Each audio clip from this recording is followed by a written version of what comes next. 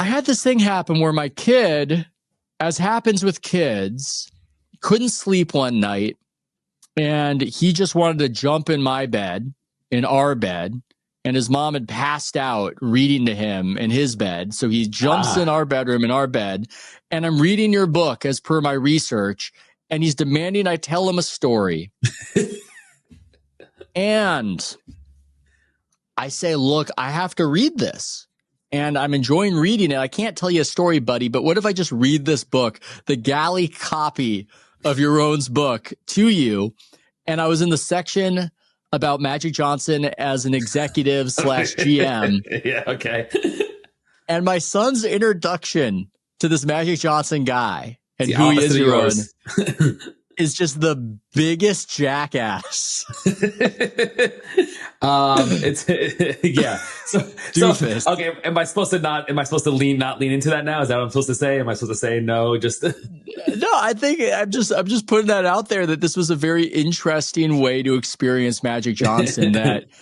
And I think it speaks to how you were the right guy to write this book because you weren't enmeshed in Los Angeles culture, and you're an East Coaster. You're the man from Mars landing there, and you don't have the taboos. I think there's a taboo against talking about Magic Johnson in this way. The man survived. He was supposed to die 3 decades ago. He's still with us. He's got that charisma, that $1 million smile, and he has all that. And he has these good qualities, but there was just something to the experience of Magic Johnson from this different perspective of him as an executive that I've never seen laid out in that kind of way. And I'm wondering, in addition to you getting hunted down by the Bus family, what's been the response to that?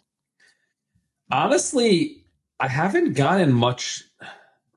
There hasn't been much negative feedback on that, which is interesting. Now, I guess maybe Lakers fans aren't reading the book, right? And I don't know. And it's, we can talk about the whole book world and that whole ecosystem, which is strange these days.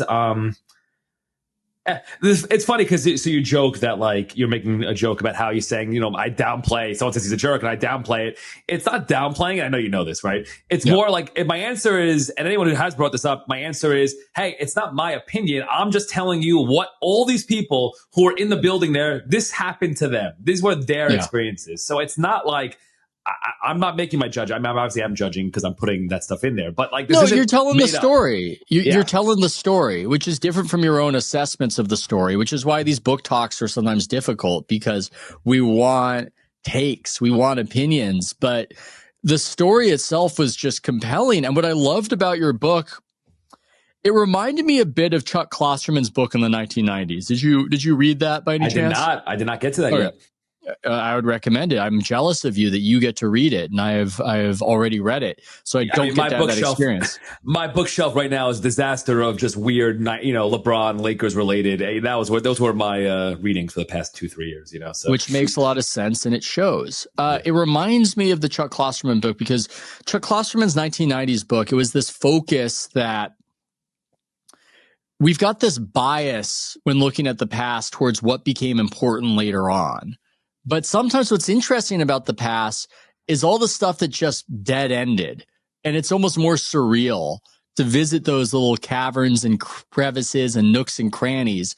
And I loved reliving stuff in your book, like Magic Johnson's ill-fated 1994 coaching stint. Yes. I thought that was that's the stuff I'm into. That's what I love. And that's what I'd recommend to Laker fans. Maybe you look at this and you go, oh, it's not a hagiography, so maybe I don't want to read it, but I think it'll be interesting if you're a Laker fan just to revisit some of these time periods in the storied franchise's history that aren't going to be as well remembered because they weren't necessarily connected to glory.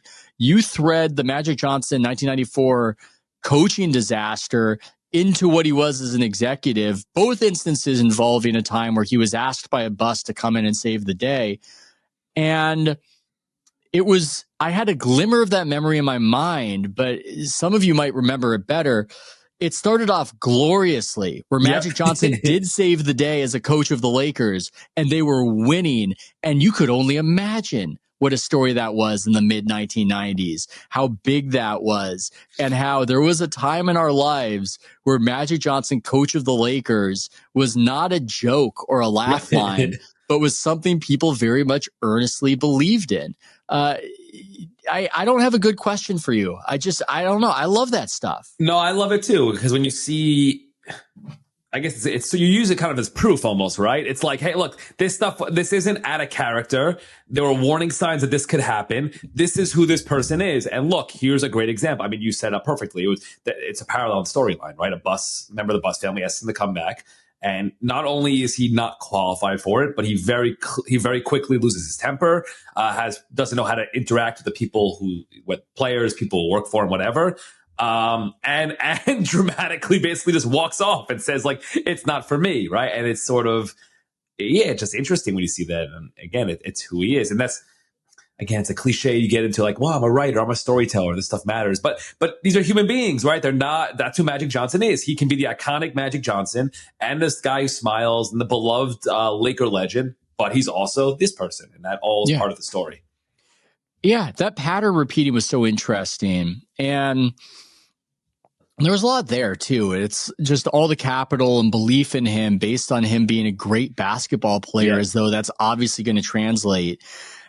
I'm doing the thing. I apologize, listener. I can't help it. I can't help but go into the specificity of the book. But this one right here, I love this so much, and I've been giggling about it ever since I read it. And it's in NBA circles as a laugh line. And it sort of tells you what happened with the Magic Johnson experience. Here's what I will say to you, dear listener. When you read this book, you will get a greater appreciation of what just a complete disaster, that odd epoch of Magic running the Lakers was. Not as a coach, so much as, although that did not go well, as we've mentioned, but as the executive, the whole I'm not going to be here anymore epoch. So you're going to get just a sense of it, because when it all is laid out, you go, oh my God, it's just one terrible decision after the other. But my main takeaway is going to be this. It's a story where Rob Pelinka, then working for Magic, was giving a tour to R.C. Buford of the Spurs.